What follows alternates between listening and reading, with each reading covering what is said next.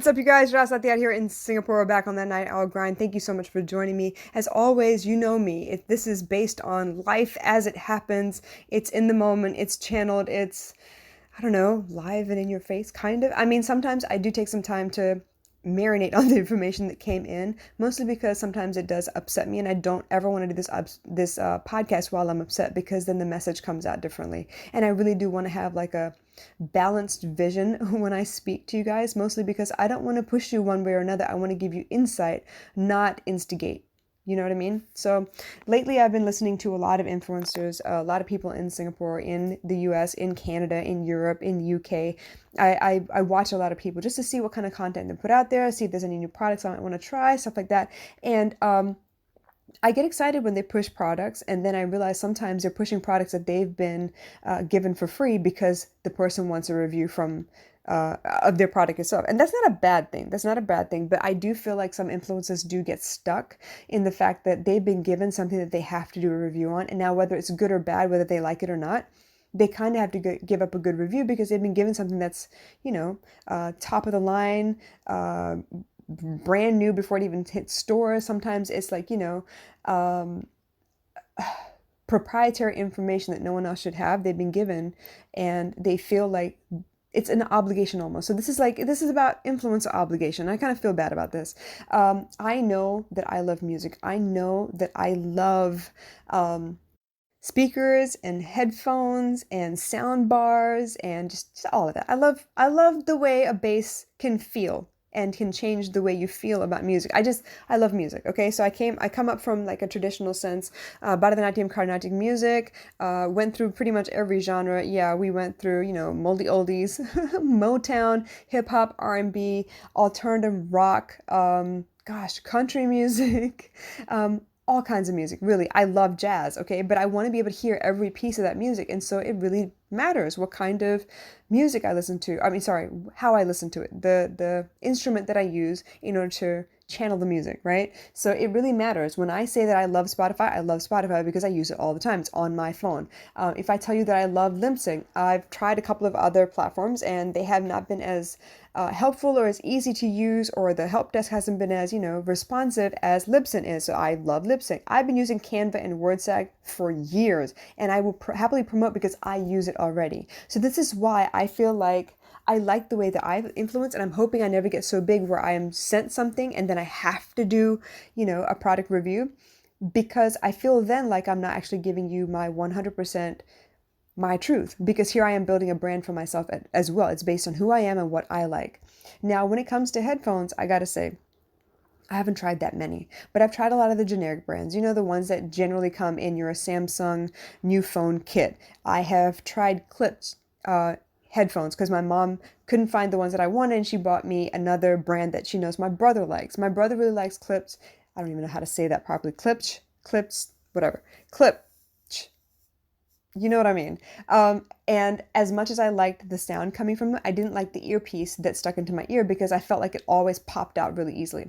My fave, like all-time favorite, is Bose. I'm a Bose girl. I love the way the silicone actually fits into the inner parts of your ear, because it feels snug and it doesn't push on your ear at all. Your pinna isn't like adjusted at all, but I feel like it's comfortable and it won't fall out, which means it also kind of fills the space with the silicone, and the sound is just beautiful. I do have a clipped Bluetooth speaker, and I do love that. It's been really, really helpful. I love the way that it sounds. But I mean, I want the ability in the future to be able to go buy someone's product, try it out for myself, see if I really like it. And then, of course, you're going to see it everywhere because I love it. What do I do though if someone, like, let's say Studio, I've seen their products a lot on a lot of people's pages. If Studio sends me headphones, what do I do then? What if I try it out and I don't actually like it? How do I finagle that? Like, I would never do a review online just because I feel obligated. Now, if I really try it and I like it, absolutely, I will happily do that. But if I have feedback, if it's not like a big company, obviously, I would love to give real feedback. Like I've had so many small businesses come to me and say, "Hey, can you try out my product? And I would love it if you do a review." And I'm like, "Okay, fine, let me try it." And then I give you an honest review, meaning to say that it may not be the best in the world, but I like this, and this about it. And that I consider a product review as well. I know Mahabites just recently dropped her main game page, and she started doing her deep conditioning oatmeal deep conditioner that she's handmade every so often, right? She does it in batches and she sells it out, and I'm so proud of her for this, because when she does it, she sent it to me and I was able to really use it because I've tried a lot of hair products, mostly because I'm a hair geek, because baby girl's hair is curly, right? So I've had to try a lot of products. But when I tried it, and it was refrigerated. It had a shelf expiry of 5 days to be safe, right? She doesn't want anyone to be putting like old stuff in their hair and then something happens. So she's been very specific on how to use it. I put it in my hair after it was in the fridge, and oh my God, the cold was awesome. Okay. The smell was very pleasant. It wasn't overpowering. It was just slight, and it was like, it was sweet smelling. It didn't smell like oats at all. And I felt good about it. And then I left it in my hair for a while. It was easy to use, and I was able to tell her exactly how many times I was able to use it before I ran out, because of the size, the serving size that she gave us. And it depends on how much hair you have. Like I honestly went through and I tried it. And then she asked me on the back end too, if you don't like it, let me know. What can I change? What can I improve? And honestly, there wasn't much that I could improve because I liked the way it felt in my hair. Now, not everyone's hair is the same. The porosity is different. The density is different. The curl is different, right? And the way people's hair reacts to certain things is okay. I have seen plenty of influencers, especially when it comes to hair care products, say that, hey, I tried this product. It was nice. It smelled good. It was packaged beautifully, but it did not work for my hair. And it's not a bad review, although some companies may take it that way. It's an honest review, which means to say, yes, this person sent this to me for free. I appreciate the effort and the money that they spent to be able to send it, as in the packaging, the product, the shipping and handling, right? And the hope that somebody might be able to say something nice about their product. Now, when they say that it doesn't work for their particular hair, they're not putting the product down. They're very, very clear about, my specific hair did not respond well to this product, which is never a bad thing.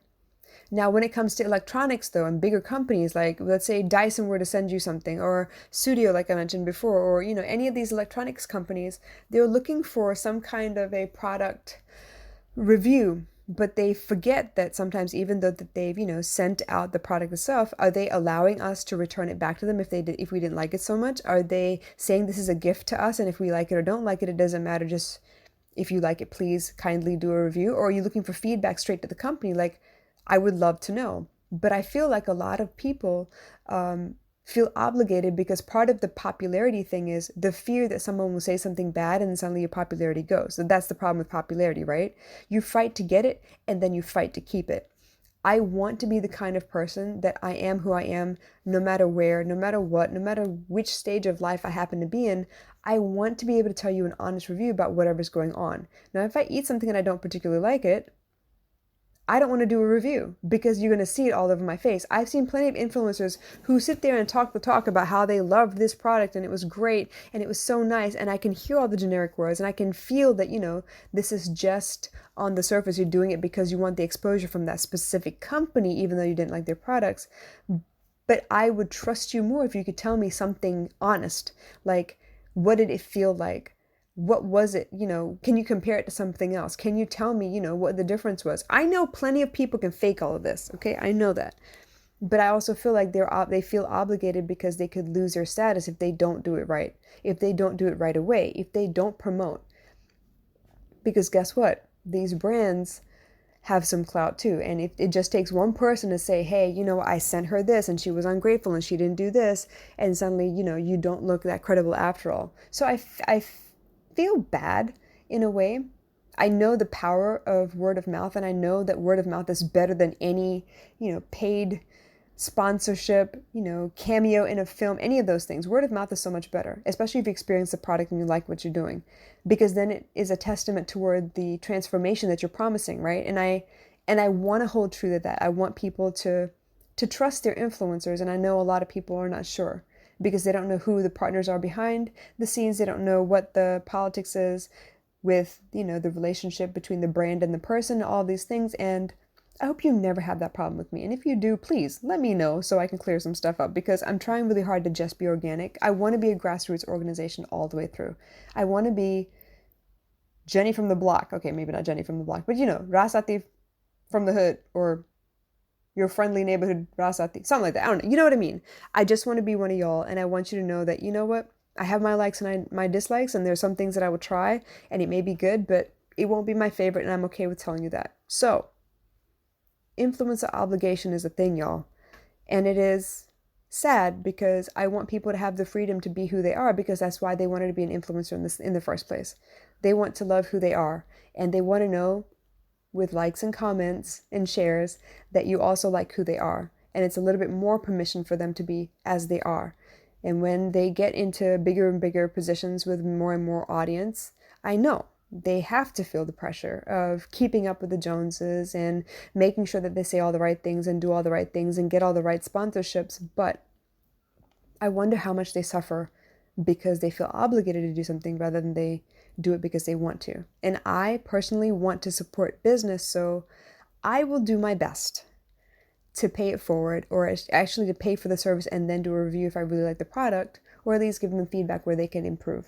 So, like I said, questions, comments, you know where to put them. And in the meantime, give your influencers a break and contact them directly if you have any questions and see if you can't get to know who they really are because I'm sure sometimes they do what they love and sometimes they do what they have to be able to put food on the table. Okay? I love you guys. Catch you later. Bye.